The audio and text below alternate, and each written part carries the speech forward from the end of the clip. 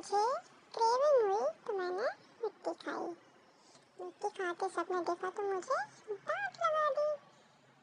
उसके बाद फिर मैंने दौड़ लगाई। दौड़ लगाने के बाद फिर मैं थक गई और भैया ने फिर मेरी वीडियो बनाई। सब मेरी वीडियो बनाते रहते हैं, सब मुझसे बातें करते रहते हैं। मैं हूँ ही इतनी क्यूट, क्या ही बोलूँ। अब अपनी तारीफ कोई थोड़ी खुद से करता है। हाँ आई नो।